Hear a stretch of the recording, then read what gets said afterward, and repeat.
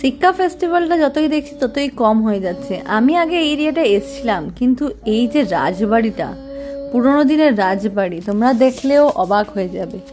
আর পুরো সিক্কা ফেস্টিভ্যালটা এতটা ভিড় থাকা সত্ত্বেও এই জায়গাটা তো খালি খালি কেন? কারণ এই জায়গায় কিছুটা শুটিং হচ্ছিল, তাই বেশি দূর পর্যন্ত সবাইকে যেতে অ্যালাউ করছিল না। আর রাজবাড়ি মানে তার বিখ্যাত দালান, আগেকার দিনে দুবাইয়ের ঘরের দালান, ভাবা যায়? এটা একটা অন্যরকম অভিজ্ঞতা। তো সেই সবগুলোই এরা এখানে ফুটিয়ে তুলতে চেষ্টা করেছে।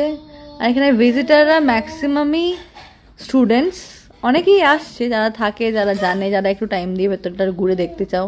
এখানে বড় বড় বোটে করে পুরো সিক্কা, পুরো রিয়েলিটিটা দেখানো হয়েছে। এই সামনে একটা জিনিস দেখে খুব মনে হলো গিয়ে দেখি কাছে গিয়ে জিনিসটা কি, আর এই রিয়েলিটিটা তারপরে গিয়ে ভিজিট করব। খুব সুন্দর এক্সপিরিয়েন্স হয়েছে। চলো সামনে গিয়ে দেখি এটা কি দিয়ে বানানো। এটা রাবার দিয়ে বানানো মনে হচ্ছে, কিন্তু জিনিসটা কি? আমি আগে এখানে ঢুকে দাঁড়িয়ে ছবি তোলার আগে ভাবছিলাম আগে দেখে নি জিনিসটাতে কি লেখা আছে। তন্ময় আমাকে বলছে হাত দিও না, হাত দিও না। সত্যিকারই হাত দেওয়া উচিত না, কিন্তু হাত দিয়ে না দেখলে বুঝবো কি করে?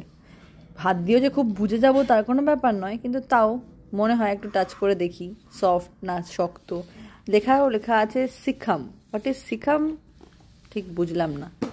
ঠিক রাজবাড়ির পাশেই এই স্কাল্পচারটা করা ছিল, তার পাশেই দেখতে পেয়েছো লেখা আছে রিয়েলিটি হাউস।